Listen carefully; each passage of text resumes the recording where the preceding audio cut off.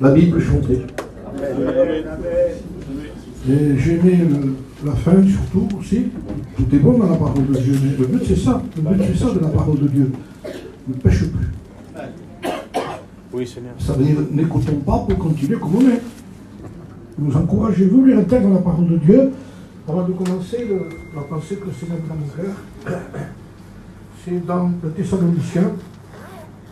Merci. 1 Thessaloniciens, chapitre 5, et verset 14. Écoutez ce que dit l'apôtre Saint Paul.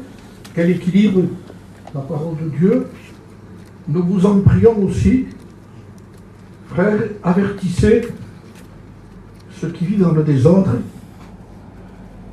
consolez ceux qui sont abattus, supportez les faibles, yeux de patience. Donc on trouve réellement l'équilibre ici, toujours dans la parole. Ce que Paul n'a jamais dit,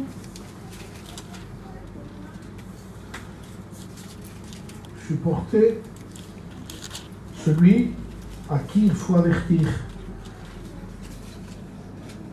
À celui qu'il faut avertir, il faut l'avertir. Au faible, il faut l'aider. Mais la Bible ne dira jamais que celui qui est dans le désordre, il faut le supporter, il faut l'avertir à lui. C'est pas moi qui le dis. C'est la Bible qui dit ça.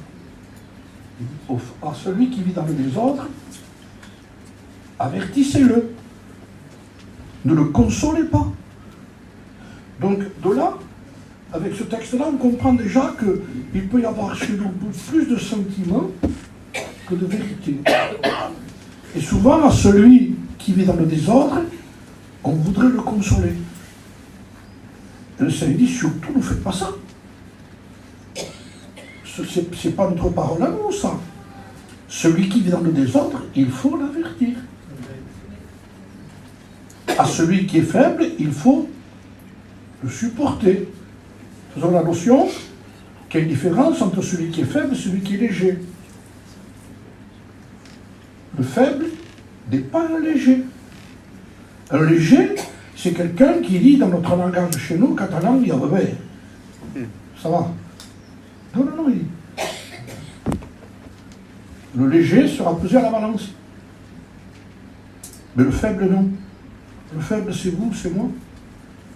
Le faible, c'est quelqu'un qui ne se sent pas à la hauteur, mais qui n'est pas léger. Je ne me sens pas à la hauteur, mais la Bible a raison. C'est-à-dire qu'on ne porte pas le sens des Écritures par rapport à ce que nous avons envie, non. Nous, on veut la parole de Dieu. Et ce qui va justement nous garder plus que jamais, c'est la parole de Dieu. Vous savez qu'aujourd'hui, on emploie souvent ce mot, que ce soit en catalan, en espagnol ou en français, Saint-Esprit descend, Saint-Esprit descend. Frères et sœurs, le Saint-Esprit ne descendra pas s'il n'y a pas la parole de Dieu qui vise d'abord. Si la parole de Dieu n'a pas pour base, le Saint-Esprit ne descend pas. Le Saint-Esprit vient pour nous convaincre de pécher, oui, mais pour que nous revenions à la parole de Dieu. Je dis la passion de l'homme de Dieu, avant de rentrer encore dans le message, nous sommes dans le message, nous sommes avec la Bible dans la main. Écoutez ce qu'a dit l'homme de Dieu. Le Saint-Esprit ne vous a pas été donné pour avoir des nouvelles révélations. Je répète,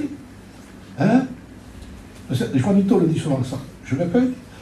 Le Saint-Esprit ne nous a pas été donné pour avoir de nouvelles révélations, mais pour imprimer l'Écriture dans nos cœurs, de sorte que la parole ne soit pas séparée de l'Esprit. Je le relis calmement, parce que ça a des bases très importantes. Ça va être l'équilibre de notre propre vie. C'est le respect de la parole de Dieu. Voilà. Donc, je le relis parce que c'est important pour moi aussi et pour vous. Le Saint-Esprit ne nous a pas été donné pour avoir de nouvelles révélations. C'est le déséquilibre de certains endroits aujourd'hui. On veut faire dire au Saint-Esprit ce que la Bible ne dit pas. Donc, on dirait que le Saint-Esprit peut apporter certaines choses que la parole n'a jamais dit. Le Saint-Esprit a un rôle chez nous. Il prendra de ce qui est à moi, dit Jésus, et vous l'annoncera. C'est tout ce que fait le Saint-Esprit. Il ne fait pas quelque chose en dehors de ce qui est écrit. Jamais, jamais, jamais, jamais. C'est l'équilibre de l'action du Saint-Esprit chez nous. Que le Saint-Esprit agisse Nous le voulons de tout notre cœur, mais surtout, restons dans cette pensée que l'Écriture veut être imprimée dans nos cœurs par le Saint-Esprit, de sorte que la parole de Dieu ne soit pas séparée de l'Esprit. Surtout que la parole de Dieu ne soit pas séparée de l'Esprit. C'est pas quelque chose de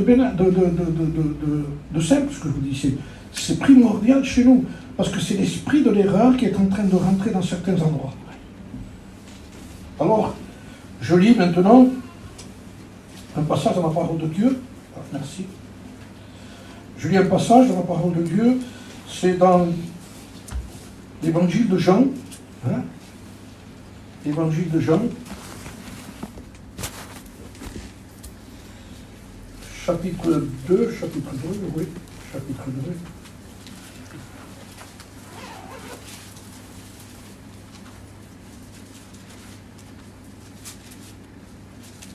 La Pâque des Juifs, et au verset 13. Jean, chapitre 2, et verset 13. La Pâque des Juifs était proche. Jésus monta à Jérusalem, et il trouva dans le temple des vendeurs de bœufs, de brebis, de pigeons, et des changeurs assis, ayant fait un fouet. Avec des cordes, il les chassa du temple, ainsi que les brebis et les bœufs, dispersa les changeurs et renversa les tables.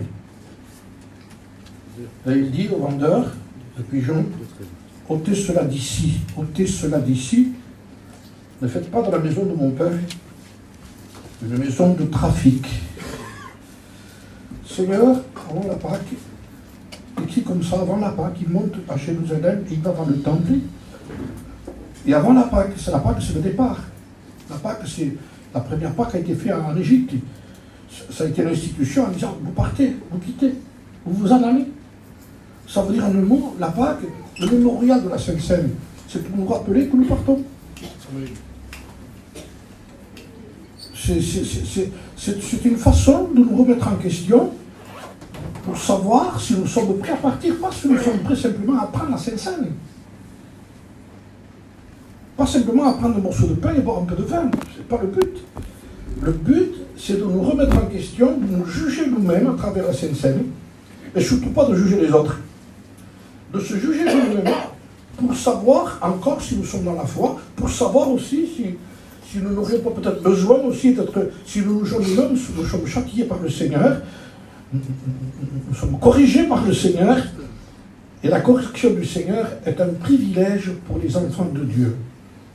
Ne croyez pas que quand le Seigneur nous corrige, il faudrait prier pour lui, pour que Dieu le délivre. Non, laissons que Dieu nous corrige. On a le temps de prier. Demandons plutôt la patience, la spiritualité, de nous remettre en question avant le départ. Avant le départ, la Sainte Seine, c'est pour savoir de la façon que nous la prenons. Regardez de quelle façon elle était prise à Pâques. Il dit, prenez-la debout. Ça veut dire que vous avez une position qui va partir. On la prend dans une position où le Seigneur revient. On dit, Seigneur, est-ce que je suis prêt à partir ou pas? Prends-la debout. Le bâton à la main, il dit, tu vas faire du chemin. Ça veut dire que tu quittes l'Égypte, tu quittes l'endroit, tu quittes quelque chose. Ça veut dire que la Sainte Seine nous permet en même temps de quitter certaines choses. Des colères, des animosités, l'amour du monde, le péché qui nous enveloppe si facilement. Ce qu'on appelle nous aujourd'hui manque de spiritualité, que la Bible appelle péché, nous l'avons changé. Nous avons changé les noms parce que c'est moins choquant.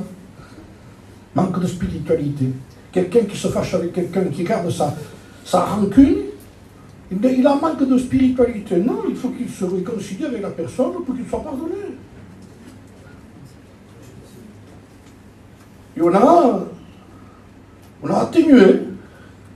C'est pour cela qu'il dit que celui qui vit dans les autres, il ne faut pas le consoler. On peut consoler quelqu'un qui se parle pas avec quelqu'un. Il dit, réconcilie-toi avec ton frère. C'est tout. Qu'est-ce qu'il faut encore dire là-dedans? Qu'est-ce qu'il dit? On va encore quoi faire? Quoi? On va essayer de jouer une musique à côté pour lui qui se concilie. Réconcilie-toi, parce que tu as dit toi-même dans ta prière, dira le Seigneur, pardonne-nous nos offenses comme nous aussi nous pardonnons à ceux qui nous ont offensés. Vous savez que dans la prière que nous avons faite, que le Seigneur nous a appris, il dit carrément, c'est toi qui me demandes de te pardonner comme toi tu pardonnes. Tu viens de le dire en priant, il dit, pardonne-nous comme nous nous pardonnons, alors que je vais t'exaucer, il dit. Je vais te pardonner comme tu as pardonné. Tu as pardonné à combien? À 50? Je te pardonne à 50, il dit. C'est toi qui l'as demandé. J'exauce ta prière. Et vous savez très bien que si on est pardonné à 50, on ne va pas au ciel. Vous le savez, ça. Il faut un pardon total. Mais à 80, c'est pas mal, il dit. 80, tu ne vas pas au ciel quand même. Mais à combien on va au ciel? Mais il a fallu que le pardon soit total de la part du Christ, sinon on n'allait pas au ciel. Père, pardonne-leur. Et là, il y a toute sa vie qui est engagée sur la croix, il y a toutes ses souffrances, il y a la couronne d'épines, il y a tout ce qu'il a subi. Il le dit avec des crachats excusez-moi, qui dégoulinent sur son visage. C'est à la croix qu'il dit ça.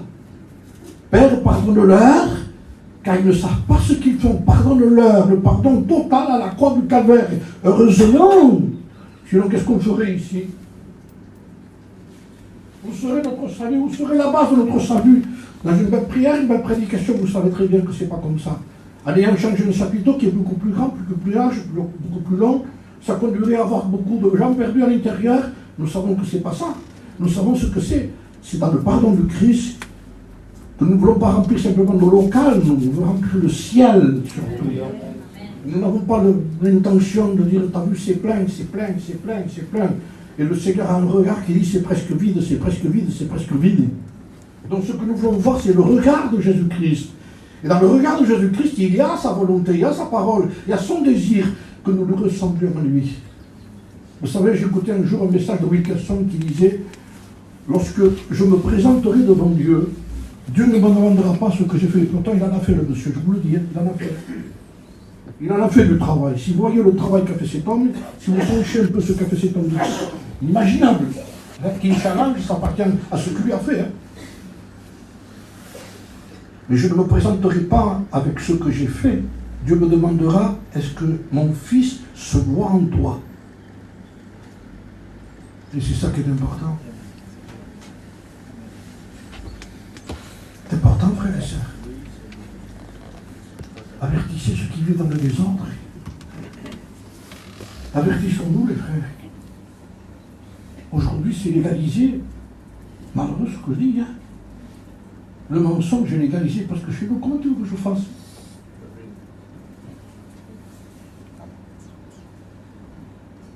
Et nous, comment faire? On continue la pression, on arrête.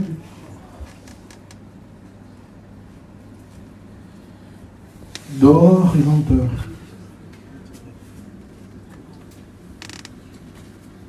Comment dire, c'est la Bible dit. C'est dur, hein? Comment c'est dur? C'est pas une œuvre qui nous appartient, c'est la croix. C'est l'agneau de Dieu qui n'a jamais péché. Lui. Il a pris notre place parce que lui n'a jamais menti, n'a jamais volé, n'a jamais été méchant, jamais rancunier.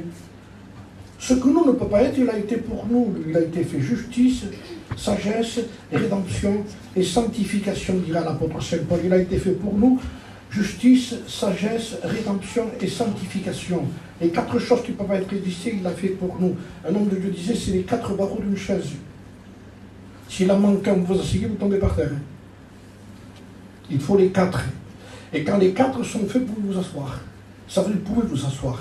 Vous êtes assis sur quelque chose qui tient. Et ce qui tient, c'est qu'il a été sagesse, rédemption, sanctification et justice pour nous.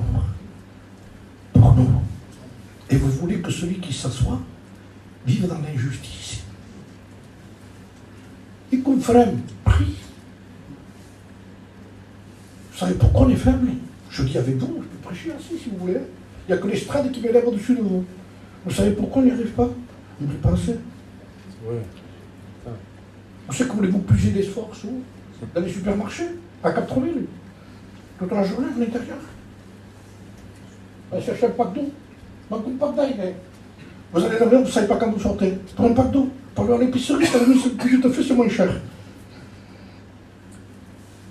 tout n'est pas pesant. Il n'y a rien qui est pesant pour ce qui est pour nous. Il n'y a rien qui est pesant que ce qui concerne la chair. Maintenant, prenons notre corps et amenons-le devant Dieu. Vous allez voir la souffrance qu'il fait. Est-ce que vous êtes comme moi, vous? Amen. Et moi, je souffre, les frères. Je ne sais pas si vous souffrez, mais moi, je souffre. C'est dur. À part que vous avez de la facilité pour aller prier. Mais moi, non, j'en ai pas.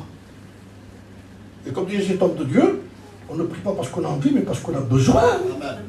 On a besoin de prier, on a besoin. Si vous vous écoutez, si je m'écoute, mais vous avez vu comment est la chair. Mais le pire des ennemis, c'est pas là-bas, c'est pas chercher le diable, c'est nous. Notre propre personnalité, notre caractère à nous qui ne va pas se plier, le caractère dur, un peu fier, gitan, donc sois un chrétien d'abord, et le gitan on verra plus tard si tu veux. Mais d'abord, chrétien d'abord, chrétien d'abord. Amen. Un gitan ne va pas au ciel, un chrétien gitan va au ciel. Il y a le mot gitan quand même, moi, je suis, je ne vais pas le renier quand même, hein. C'est tout. Mais attendez, ne mettons pas la priorité sur ce qui a fait notre défaut à nous. Tout ce qui appartient à ce que nous sommes est un défaut en réalité. La qualité, c'est lui. Il faut aller chercher la qualité là où elle est.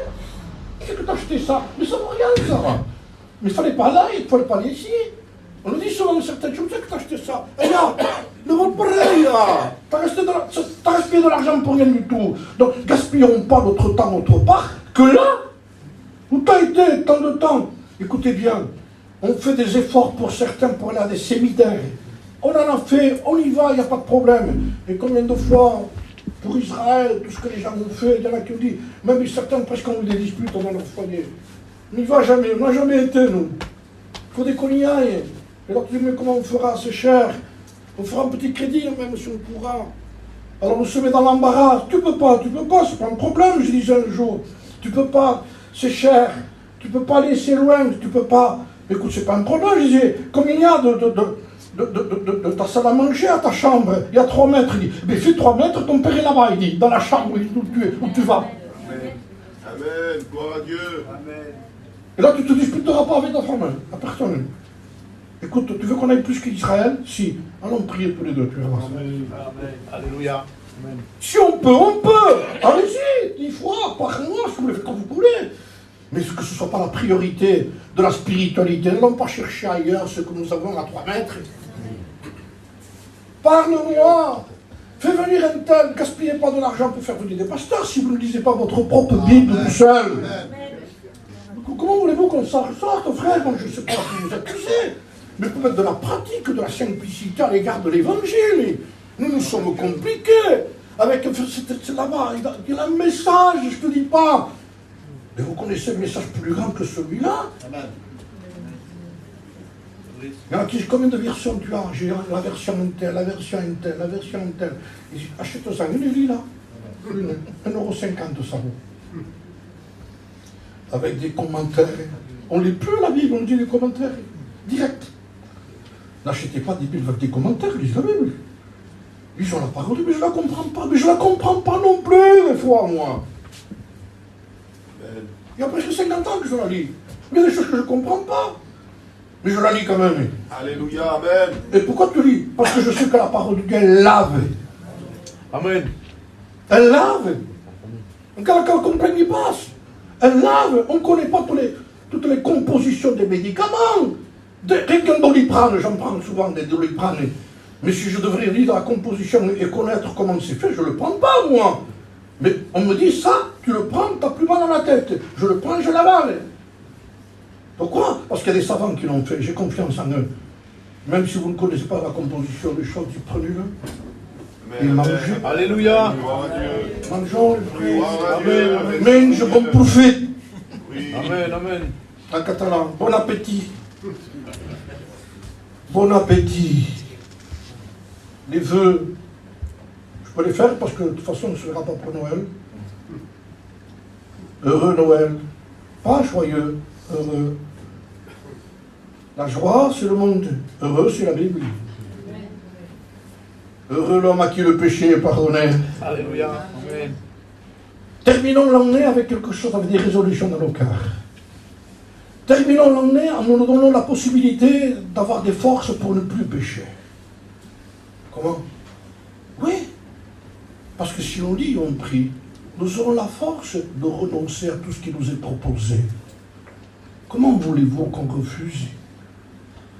Où est l'homme qui a des capacités aujourd'hui? Quel est l'homme qui peut arriver à quoi que ce soit aujourd'hui? Qui peut arriver? L'apôtre Saint Paul disait, qui est satisfaisant pour ces choses? Qui peut satisfaire Dieu pour les choses? Personne. Alors, où puiser la force? Il y a un passage dans la Bible qui dit, Éphraïm se mêle avec les peuples. Éphraïm est un gâteau qui n'a pas été retourné, il est à demi-cuit. Et le texte continue, des étrangers consument sa force, et ils ne s'en doutent pas. Des étrangers consument sa force. Le domaine étranger, c'est ce qui est étranger aux choses de Dieu, le monde, les conversations, les paroles. Un jour, dans un rêve, je ne suis pas un rêveur, mais j'ai fait un rêve qui était significatif. J'ai vu une femme, deux femmes, dont une, c'était la fille et la mère. La fille et la mère. La fille était chrétienne et la mère n'était pas chrétienne. Et en parlant toutes les deux, le Seigneur me montrait que cette mère était en train, qui était inconvertie, elle était en train de mettre la main dans le cœur de sa vie et lui sortait les choses de Dieu, en parlant. C'était une conversation de maman, inconvertie. C'est difficile de voir une mère comme ça qui est dangereuse. Tout ce qui n'est pas de Dieu est dangereux. Je ne dis pas qu'il faut jeter vos parents, au contraire, il faut les honorer. Mais si on les aime, il faut garder la Bible. Amen. Amen. Amen. Amen. Si notre famille nous dit viens adorer autre chose, moi autre part, mais je ne peux pas y aller, moi. Moi j'attends Jésus. Il y a des endroits où Jésus ne rentrera jamais. Il faut savoir si on peut y aller. Je ne risque rien. Comme je disais l'autre jour, quand je suis rentré dans le supermarché, il y avait un chien qui était dehors avec une laisse. Et quand en rentrant, j'ai dit le chien, tu n'as pas le droit de rentrer, toi. J'ai dit ça au chien, moi. Et parce que j'avais une image, moi, de ça. Lui ne rentre pas. Mais il y avait dans le sens spirituel que je voyais ça. Souvent, on dit à la croix, tu n'as pas le droit de rentrer, toi. Je porte ma croix parce que tout chrétien qui s'engage avec le Seigneur, il y a venir à lui, il y a venir après lui. Venir à lui, c'est pour les péchés. Je vais à la croix parce que je suis un pécheur. Je demandais pardon à Dieu, il m'a sauvé. Mais après, il me dit, si quelqu'un ne vient pas simplement à moi, mais il vient après moi. Ça veut dire, moi, je me suis engagé, tu t'es engagé, toi aussi. Et tu suis. Mais il dit, pour que tu puisses suivre, il te faut quelque chose aussi. Il te faut une croix. Tu ne peux pas suivre sans croix. Amen. D'accord, on est clair. Et la croix, c'est le plus beau cadeau que Dieu nous ait fait. À partir de notre conversion, il ne nous a pas donné une croix en or avec un diamant dessus. Il dit, quel cadeau tu m'as fait? Non, je te donne une croix véritable. Une croix où il faut que tu sois crucifié, toi, dessus. Où il faut que tu meurs. Jésus, après notre conversion, veut notre mort. Alléluia. Si nous mourons, nous donnons la vie. Si nous vivons, nous ne donnons pas la vie. On dit, Seigneur, sauve nos familles, meurs. Meurs pour gagner les tiens qui sont vivants. Meurs. Si on ne meurt pas, on ne gagne pas. Pour gagner, il faut mourir. Si le brin de blé qui est en terre ne meurt pas, il ne peut pas apporter du fruit. Dieu veut notre mort. Et ça veut dire tout simplement, j'ai dit au chien, tu ne rentres pas. Et vous imaginez que ce qui arrive. J'arrive avec ma croix, et tout d'un coup, il y a une conversation de choses qui sont de famille, de disputes, de ci. Et on dit, attends, hein, je te laisse ici la croix parce qu'il faut que je parle avec eux de choses aussi. Attends, il faut que tu laisses la croix pour parler. Parce qu'on se mélange dans des conversations qu'il ne faut pas se mélanger. Un chrétien doit savoir rester à sa place. Moi, il y a un problème un jour à Perpignan, il y a très longtemps. Un oncle à moi, sans le faire exprès, bien sûr, il conduisait son auto à Perpignan, et le soir, il est passé un jeune gitan en moto, un jeune enfant. Il l'a percuté. Il l'a percuté, et l'enfant était par terre, il est venu le SAMU, il est venu la police, parce que les gitans ont couru de la cité. Et quand ils ont vu leur enfant comme ça, et que les gens disaient qu'il est mort, il était dans le coma déjà. Le gitan cherchait qui avait fait ça. Et quand il a vu mon oncle, il voulait tuer mon oncle. Même si c'était un gitan. Le problème, c'est comment on fait. Alors ils l'ont emmené à l'hôpital, ils ne voulaient voir personne, et ils avaient promis, c'était des gens particuliers aussi, mais c'était comme ça. Il fallait voir la douleur qu'ils avaient aussi. Un enfant de 8 ans qui était en train de mourir. Ils ont dit 6 meurent, 1 ou 2 meurent. Petit, grand, qu'importe. Il dit, qu'on fait? Ma famille. Alors eux, toute ma famille, s'est mis dans une maison parce qu'ils venaient le trouver le soir. Ils attendent des 6 meurent, on va à la maison là-bas. Ils savaient où c'est qu'il habitait, mon oncle. Donc tous ceux qui appartenaient à ma famille, c'était dans la maison. Et ils n'étaient pas...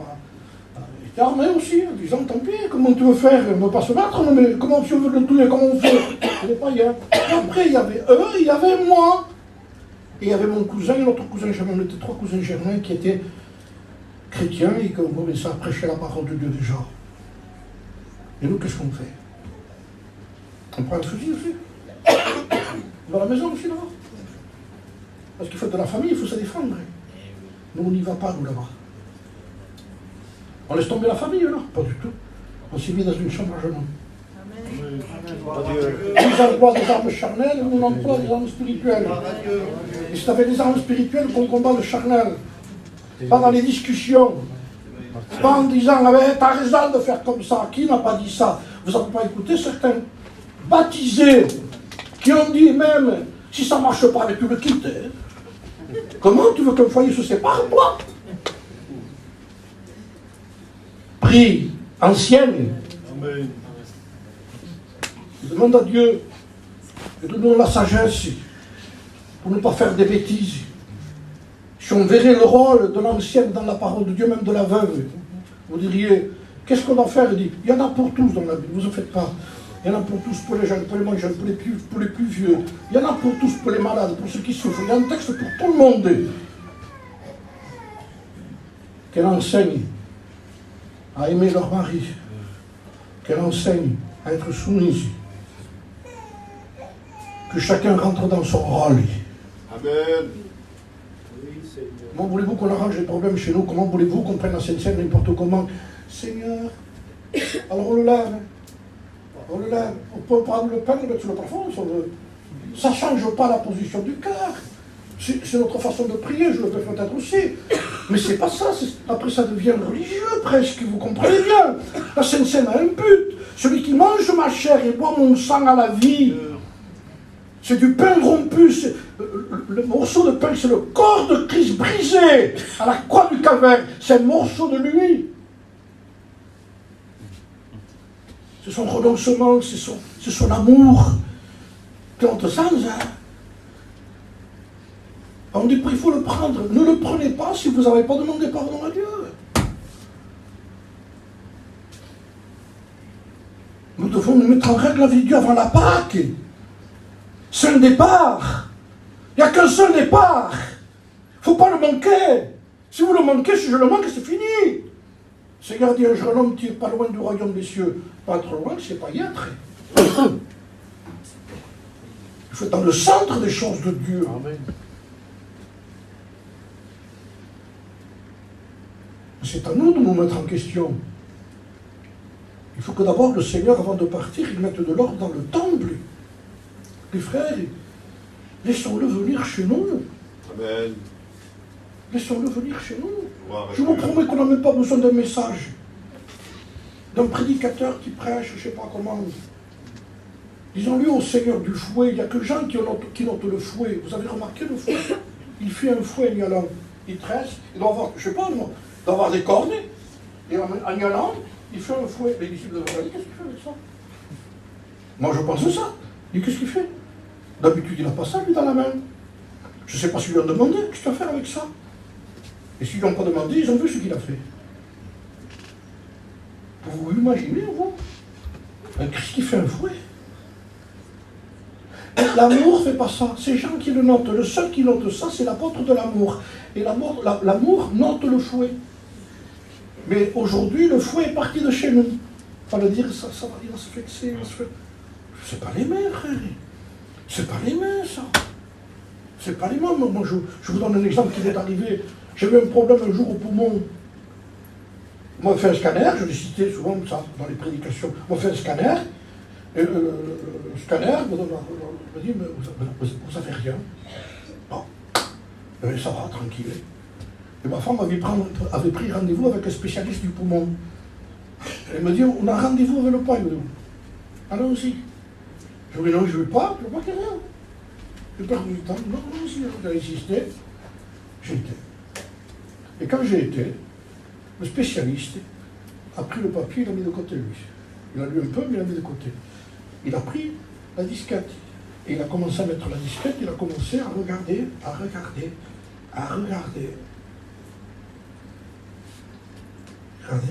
moi j'étais derrière, moi, mes poumons. Et là, tout d'un coup, il s'arrête, il dit là, vous avez quelque chose, monsieur. Vous avez une petite odulité. Poumon. Alors, là, j'ai pris des résolutions. Ma femme a téléphoné à Montpellier. Rendez-vous avec une équipe médicale, avec un professeur, un spécialiste. Ça allait plus loin. C'est plus simple avec le pas et l'autre. C'est plus simple, vous n'avez rien. C'est le message qu'on doit écouter aujourd'hui. Le message qui nous tranquillise. Le scanner comme ça, là. Vous n'avez rien. Dieu vous bénit. Et on part avec l'odule dedans. La bonne nouvelle, c'était celle-là. Mais la vraie nouvelle, c'était l'autre. Et quelle était la meilleure? Vous allez dire c'est celle-là. Non, c'était l'autre. Pourquoi? Parce que ça a été pris à temps. C'est vrai, amen.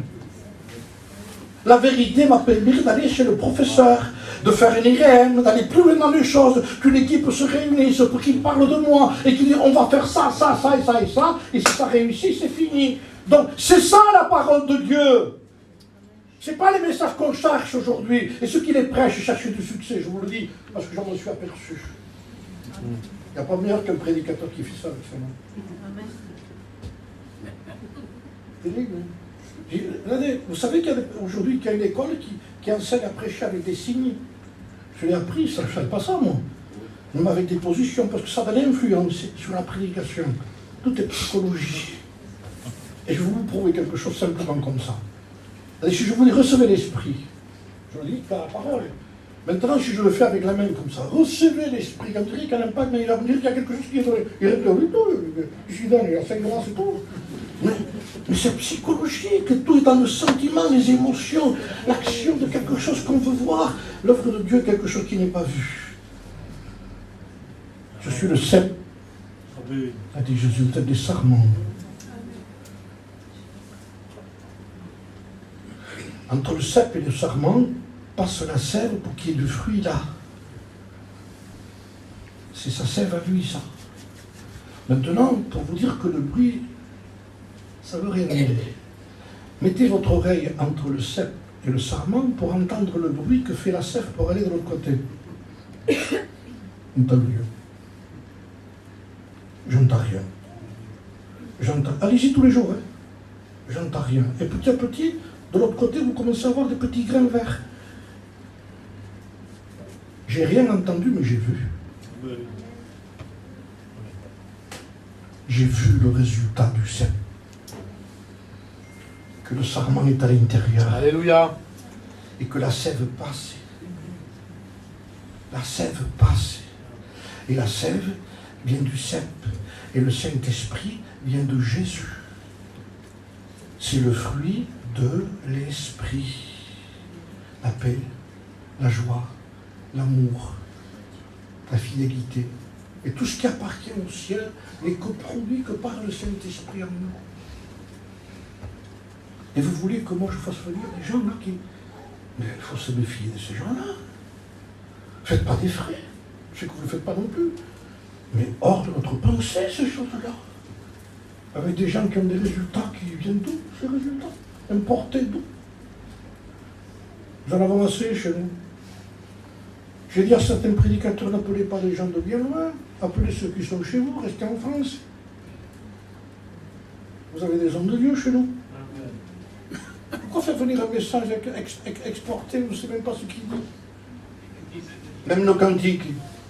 Continue, TJ, reste fidèle à ça. Et ceux qui chantent, restez fidèles à la parole de Dieu dans vos cantiques. Parce qu'il y a des cantiques qui sont importés que je ne suis pas d'accord avec, moi. Il y a un cantique qui a eu un succès, je l'ai dit un jour en prêchant, Méphibosheth. On dit ça, Méphibosheth. Je ne parle que de ça, d'un homme qui s'appelait Méphibosheth, c'est l'histoire. C'est l'homme qui a mangé avec David. Mais on ne parle que de lui, on ne parle pas que de Jésus, on ne parle que de Mephibosheth. Un jour j'étais assis, et il disait le cantique, on est là, Mephibosheth, j'ai aussi me tiens, il est.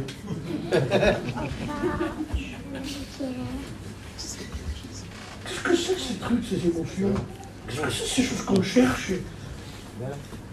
Revenons à chanter la Bible. Revenons. Je veux laisser penser ici avant de quitter cet endroit. Revenez aux Écritures. Restons sur des bases. Ne cherchez pas à avoir des émotions, ne cherchez pas à avoir des frissons. C'est plus important ce qu'il dit que ce qu'on ressent. Vous comprenez ça? Il y a qui, mais je sens bien, moi. Écoutez, moi je parle avec Ray, par exemple. Et en parlant avec Ray, je fais ça, chaque fois que je parle. Bon, il travaille, il va me rater, il dit, écoutez, touche comme ça. Et il y a des gens qui, quand ils prient, ils voudraient ressentir quelque chose. J'ai besoin de te toucher à chaque fois, mais pour pas que je parle avec toi. Ouais. Puisque je parle avec toi, pas besoin de te toucher à chaque fois. On a une conversation tous les deux. Si je fais ça, tu vas trouver étrange. Qu'est-ce qu'il a? Donc imaginez qu'à chaque fois, il faut qu'il se fasse ça. Sur moi. Mais pourquoi? Puisque je te parle. Qu'est-ce qui est plus important? Que je te touche ou que je te parle? Que tu me parles, Seigneur. Alors, ayons confiance à la parole de Dieu. Elle nous parle, elle produit en nous, elle a une capacité, la Bible. Elle a une capacité énorme, c'est au-delà de ce que je peux penser, moi. Écoutez, il y a un exemple dans la Bible qui m'a toujours touché, moi. C'est un exemple d'Ézéchiel. Ézéchiel, je crois que c'est dans le chapitre 2, a une vision, il est foudroyé par terre. C'est la vision qu'il a foudroyé. Il ne peut pas tenir debout devant la révélation de Dieu. Et Dieu lui parle. Ézéchiel lui dit, écoutez bien, tiens-toi debout sur tes pieds et je te parlerai. Donc il y a un conditionnel dans le fait que Dieu veut lui parler. Il dit, quand tu seras debout sur tes pieds, je te parlerai. Mais Ézéchiel ne peut pas. Donc comment peut-il nous demander quelque chose qu'on ne peut pas faire? Vous me suivez? Il est par terre. Je suis convaincu que Ézéchiel aurait réfléchi en disant, Seigneur, permets que je me relève. Pas, il ne peut pas, il foudroyer. Mais il sait qu'il faut qu'il soit debout pour que Dieu lui parle. Donc il va essayer. Il va avoir un désir. C'est que Dieu lui parle. Il ne peut pas. Alors que fait la parole de Dieu? Il dit, dès qu'il lui parlait, il dit, le Saint-Esprit entra en moi et me fait tenir debout sur mes pieds. Vous vous rendez compte de ce que pour lui la parole de Dieu? Il dit, je te demande quelque chose, je te donnerai la capacité de le faire.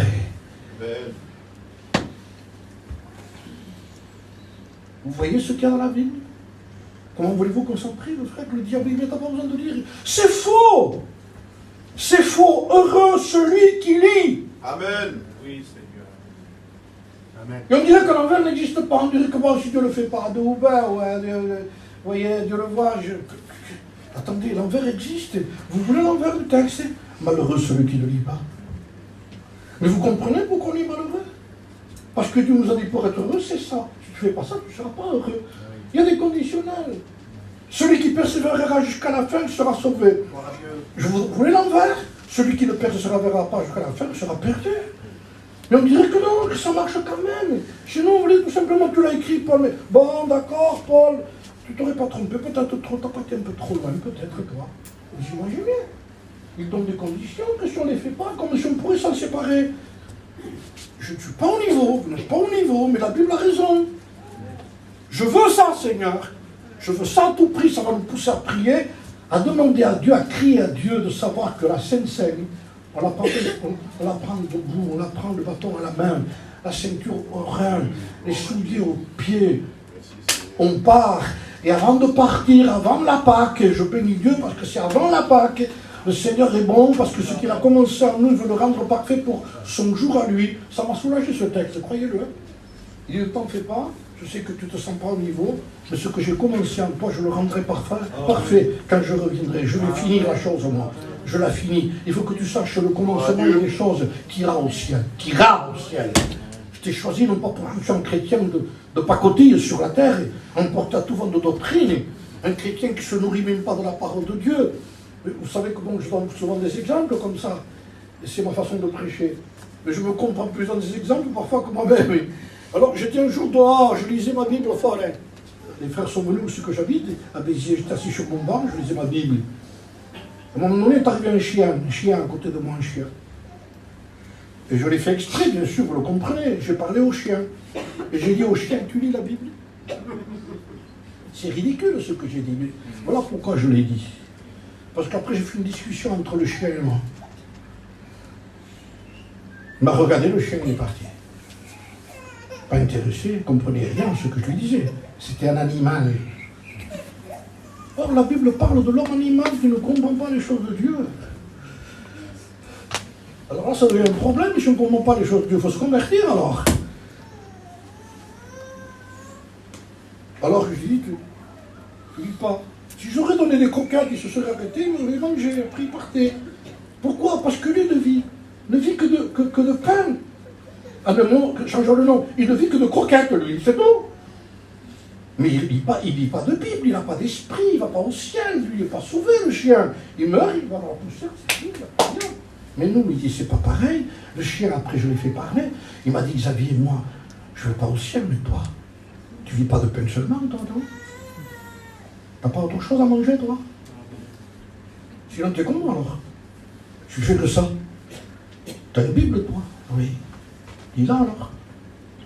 Parce que l'homme ne vit pas de pain seulement, mais de toute parole qui sort de la bouche de Dieu. On va se laisser leurrer, berner par le diable, parce que le texte que je vous cite ici a été cité dans le désert.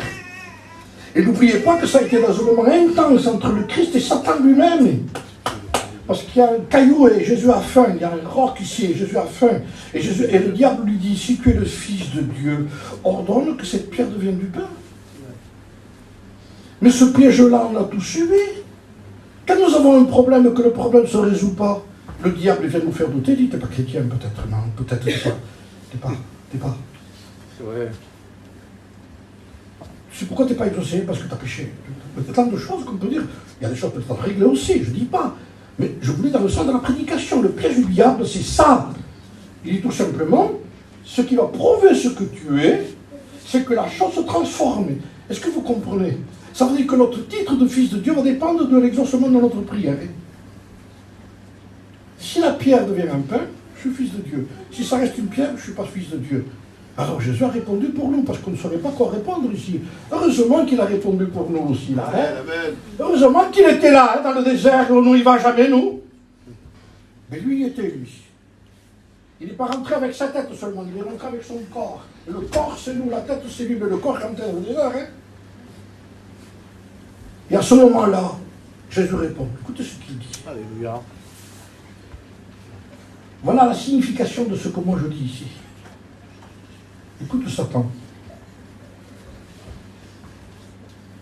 Ce n'est pas parce que ça reste une pierre que je ne suis pas fils de Dieu. Amen.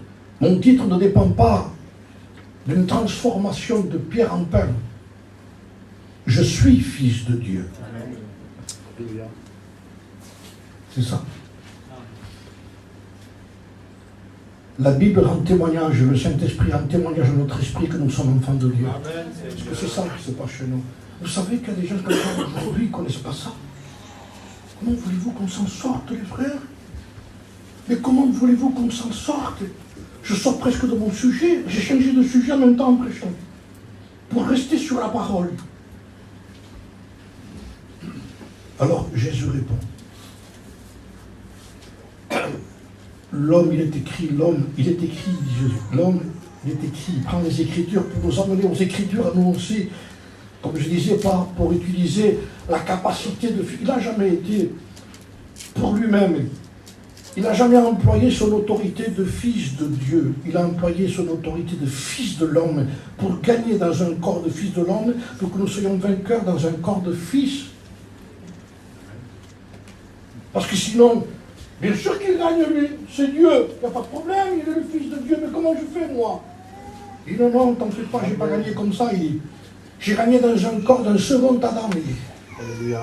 Dans le premier Adam, on n'a pas réussi, j'ai réussi pour toi, moi, dans un second Adam. J'ai vaincu dans un corps comme le tien, je ne suis pas venu t'étudier, je suis venu te comprendre, prendre un corps comme le tien. Je dis un jour, il y a des gens qui font des expériences, ils sondent dans des trous de fourmis, et ils rentrent avec des caméras dedans, ils vous disent tout ce qu'il y a. Ça c'est des guerrières, ça c'est des guerriers. Vous avez vu tout ce qu'ils font? Ils disent, mais attends, et comment ils font pour connaître tout ça?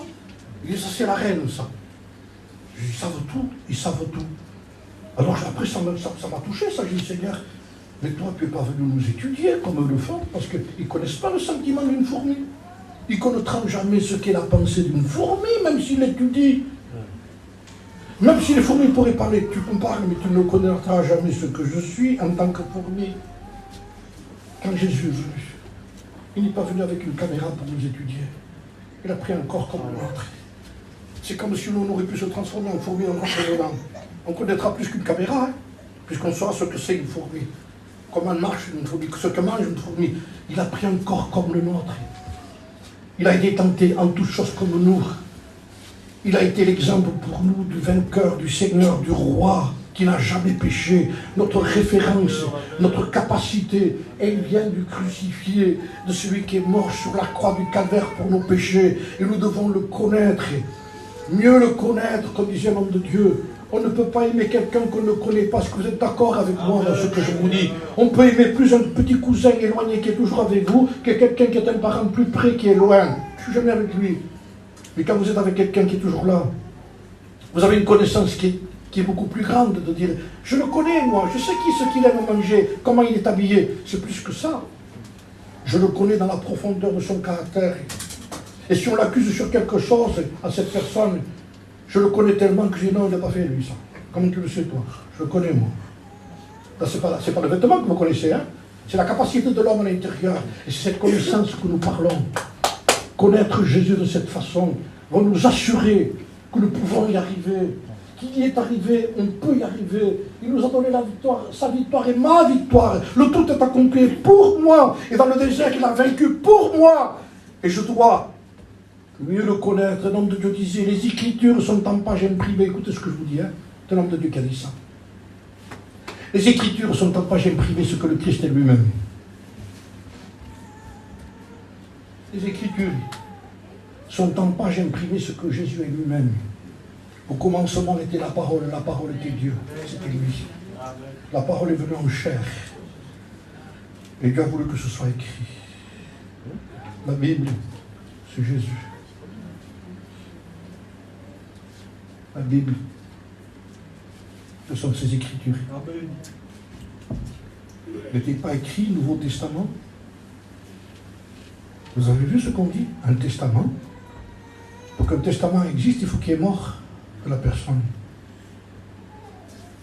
Le Christ est mort. Et vous recevez une lettre, Michel, qui vous dit, je t'ai légué quelque chose. Si ce serait différent que c'est quelqu'un qui est d'Amérique qui vous envoie une lettre, tu ne sais pas que tu en parles en Amérique? Ah oui?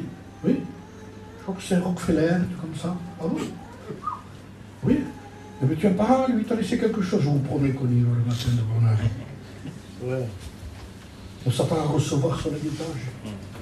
Eh bien, écoutez bien, le Fils nous a laissé un héritage. Alléluia. Lisez-le. Il m'a laissé ça. Mais il n'y a rien pour la chair, hein? Mais non. Il n'y a pas de goût.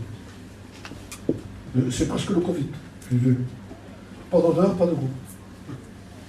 Ça n'a pas de goût pour la chair. Ça n'a pas de goût pour nous. La chair n'y trouve aucun goût. Je vous promets que c'est pareil. Je ne sais pas si vous l'avez fait, ça. Quand on mange, on a du goût. Je dis, je vais me régaler. Mais quand on a fini, après, il y a quelqu'un qui parle dedans. Il dit, moi aussi, j'ai faim. Qui tu es, toi? Je suis l'esprit. Je ne vis pas de pain seulement, moi. Il dit, tu le sais. Moi, tu n'es pas un chien, toi. On a parlé. Mais toi, tu as besoin de lire, toi. C'est une nécessité, ça, tu le sais ou non? Alors, mais écoutez ce que fait la chair. La noblesse du Saint-Esprit est là. Au potu que la carne. Je ne sais pas comment ça se dit en traduction. Le trimar de la chair. Quand c'est le moment de lire, quand nous avons mangé, le Saint-Esprit était là, il attendait. Ne vous tourmente pas, il me laisse tranquille. Nous aussi pareil, hein, vous comprenez. Mais après, quand c'est pour lire, je fais ça. Vous voyez qui je suis, hein?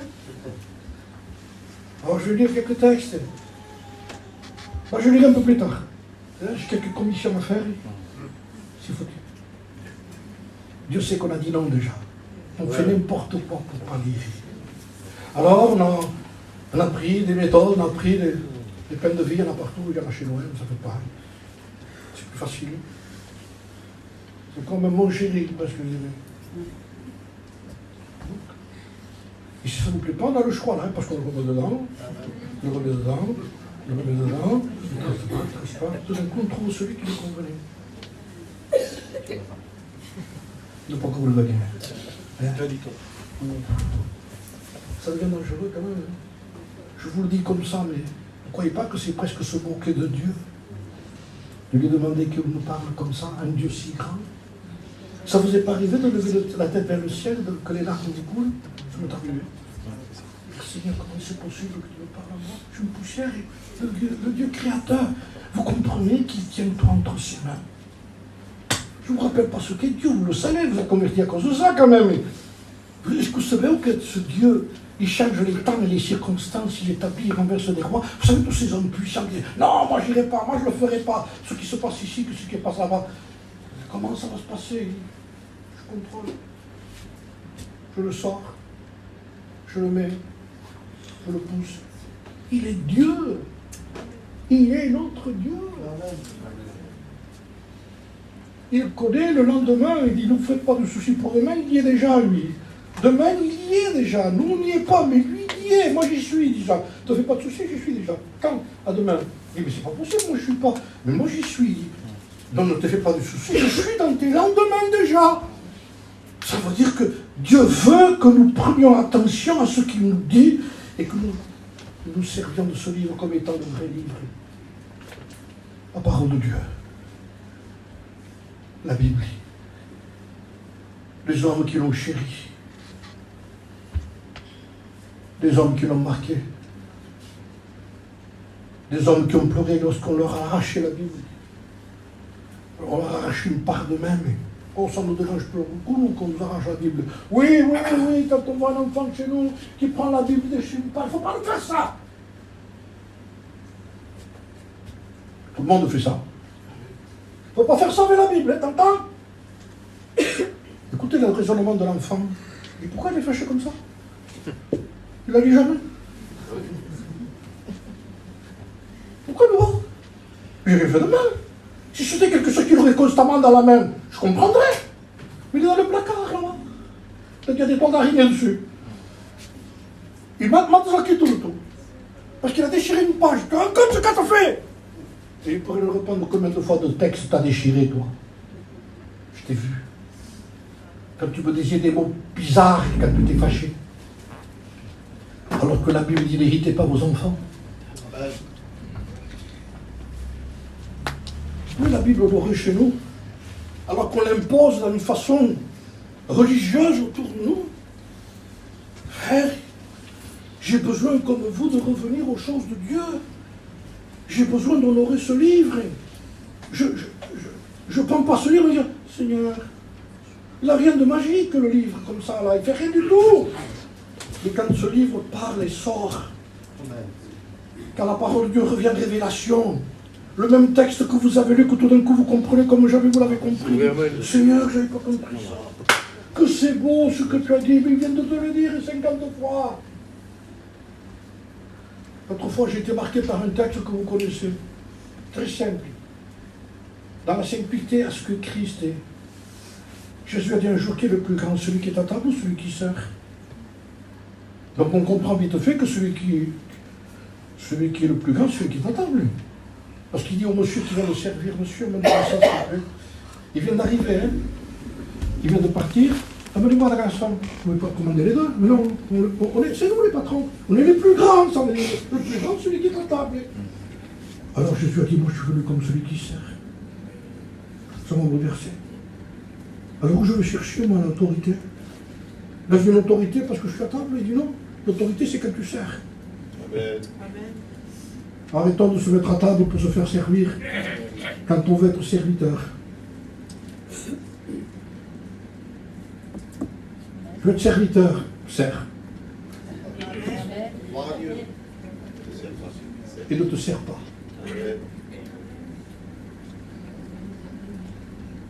Ceux qui ont notre attention, c'est que quand ils veulent servir, ici, avec ça. Et l'homme de Dieu a maudit le micro un jour. Je n'ai pas l'autre jour, le micro, ça nous a servi. Mais il y en a qui ont dit, maudit soit le micro qui a pris tellement de place chez nous, je le veux, je le veux. Ouais. C'est moi la place.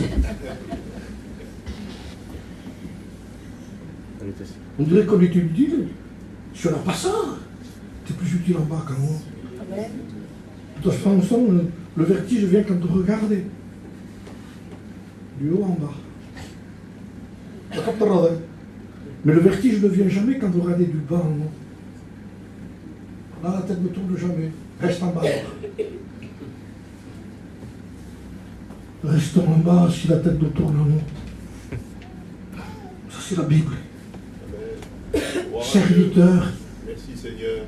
Serviteur des serviteurs. Alléluia. Serviteur par excellence.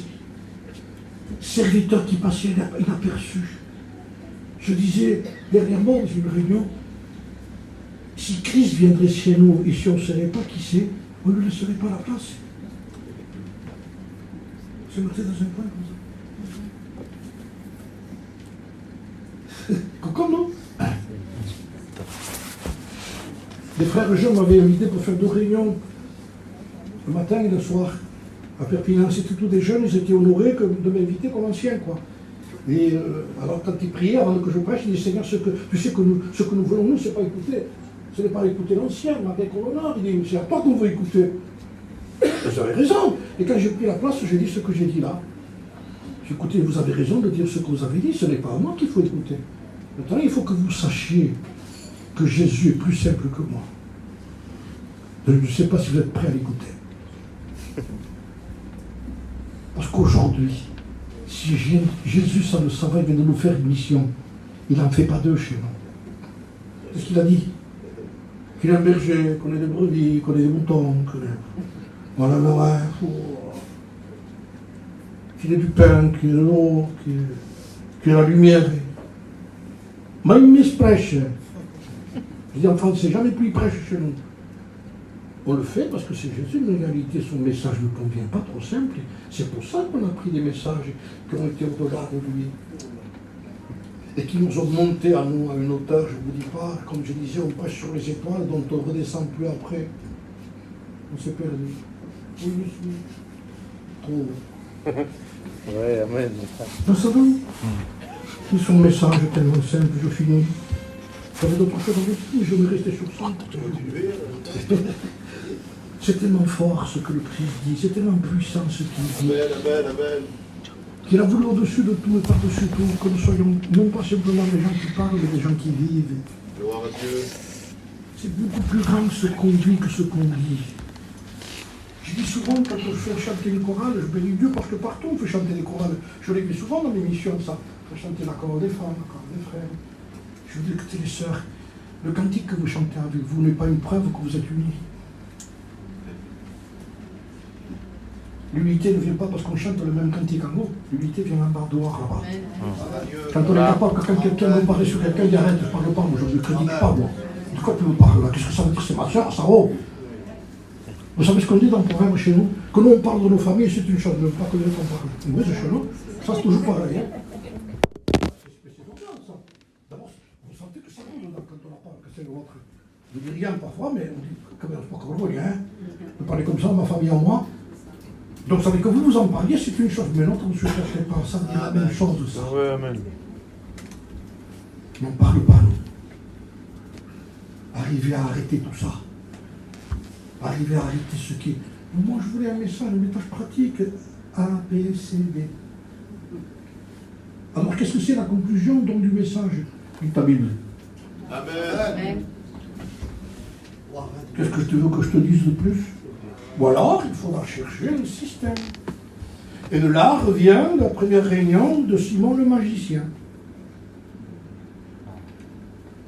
Il faudra faire de la magie. Vous les gars, changer une citrouille en carrosse. C'est du Walt Disney. Change. C'est pour ça que les gens préfèrent un appel que de renoncer, de se faire crucifier. C'est un appel. Vous comprenez? Alors qui veut se lever parce qu'il a mauvais caractère? J'arrive. frère. Non, meurs à la croix, ma soeur. Alors, va te faire crucifier, va. C'est une chose, Romagnan. Amen. Meurs. Qu'est-ce qu'on va ressentir sur la croix? Quelque chose qu'il n'y a que les crucifiés qui le ressentent, dit la Bible. Sur la croix, il y a une prophétie de Jésus qui disait « Ma langue s'attache à mon palais ». Il n'y a que là que ça se ressent. Vous savez, quand est-ce qu'on va arrêter de parler? Il dit, quand la langue va s'attacher, quand on est crucifié. Quand on descend, on parle de moi. Alors pour ne plus parler, il faut rester crucifié. Fini. Critique qu'on parle, qu'on ne dit plus critique. Je l'ai entendu plusieurs fois. Je ne critique pas, je fais que parler. Parce que je suis franc. C'est spirituel. Il faut donner un bon point. C'est qui me donne le donner. Elle est franche. Prie pour toi, prie pour la soeur. C'est possible que quand... Pourquoi je parle toujours sur la soeur qui critique? Non, il n'y a pas de les soeurs qui critiquent. De temps en temps aussi les frères le font. Moi, je peux les faire tuer. Mais je vais dire par là que ça se peut qu'on puisse parler de quelqu'un. Je dis, c'est pas un problème de parler de quelqu'un, mais on peut faire autrement. Au lieu d'en parler entre nous, on va en parler avec. On va prier pour elle. On se réunit parce qu'il y a une soeur qui a un problème. Vous savez quoi, les soeurs, on arrête de parler, on va prier Dieu. On va demander à Dieu qu'il l'aide dans son besoin, dans sa nécessité. On va demander à Dieu qu'il l'aide parce qu'elle passe par des mauvais moments. Et que c'est pour ça que peut-être elle est écrite. Il y a un sujet. On prie. Quelqu'un qui est dans la souffrance, qui prie. Revenons à la parole de Dieu, vous allez voir, on va se trouver tranquille. Écrit. C'est écrit. L'on ne vit pas de pain seulement, mais de toutes les paroles qui sortent de la bouche de Dieu. Alléluia. Et c'est ça qui compte. Ne vivons pas de pain seulement. Vivons de toutes les paroles qui sortent de la bouche de Dieu. De sa bouche à lui. Parlez compte de sa bouche à lui. Parle-moi, parle-moi, parle-moi. Parle-moi, tiens, parle-moi, tiens, parle-moi, je veux ressentir, tiens. Oui. Mais je veux ressentir, tu ne ressentiras jamais rien avec moi, à part avec les Simon magiciens, pas de problème. Mais avec la parole de Dieu, tiens, il dit, tu parles, lis ta Bible, prends-la, va chez toi, lis ta Bible, va, lis ta Bible, disons notre Bible, lis ta Bible. Un cantique chez les enfants de la Pentecôte, on disait, lis ta Bible et prie chaque jour. Moi je connaissais ce cantique, parce que j'étais dans l'Assemblée de Dieu. Lis ta Bible et prie chaque jour. Et avec la main, il fait, si tu veux grandir, c'est pour les enfants ça. Mais aujourd'hui, faut-il pas revenir à ça? Amen, amen. Je n'ai pas de secret. Je n'ai pas de potion magique, merci Seigneur, j'en veux pas. La réalité de ce que moi je vis, que j'ai besoin de ce que je souffre, pour ce que je vous dis, j'en souffre tous les jours parce que je veux ça. Et je sais qu'il n'y a que ça. J'ai un combat depuis que je suis pasteur. Je me bats chez moi, comme les frères le font certainement aussi, que les anciens.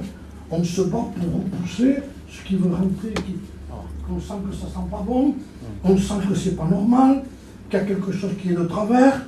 Alors on discute, on dit non, ça fait pas que ça rentre, ça. Ça c'est l'épée. Oui, Seigneur. Amen. Le cantique qui chantait, TJ, que les frères ont chanté, nous ne voulons pas vendre l'héritage de nos pères. C'est-à-dire qu'il faut que les bornes ne soient pas déplacées. Ça suffit avec ce qu'on a. Amen. Nous n'avons pas cherché ailleurs ce que nous avons chez nous. Et le secret de votre victoire, les frères et les sœurs, il est là. Nous l'avons chez nous, nous avons le trésor chez nous. Ne cherchez pas à être riche. Vous avez la richesse. Elle est là. La connaissance qui dépasse tout. On n'a pas besoin, c'est Internet, ça ne sert rien du tout. Toutes les erreurs qui rentrent, on écoute des prédicateurs, je vous promets, c'est horrible. J'ai entendu des gens dire, si tu écoutes ce prédicateur, il me le montre, tu ne sais pas qu'il fait de l'erreur, lui là. Mais tu te regarde combien de gens l'écoutent, parce qu'il y a beaucoup qui l'écoutent, ils l'écoutent aussi. Ils n'ont même pas de goût, ils ont perdu le goût, ils ont tout perdu. Vous écoutez des gens qui disent n'importe quoi. Des nouvelles sectes qui sortent de chez nous, ils n'étaient pas avec nous. S'ils auraient été avec nous, ils seraient restés avec nous, mais ils n'étaient pas de nous. Ils sont partis. Ils ont créé à côté des choses pour attirer du monde, pour induire les gens à l'erreur. Gardez la Bible. Alléluia. Et prions plus souvent que ce qu'on fait. je crois que c'est suffisant. Amen. Amen. Amen. Amen. On prie le Seigneur. Amen. Nous sommes heureux, Seigneur. Oui.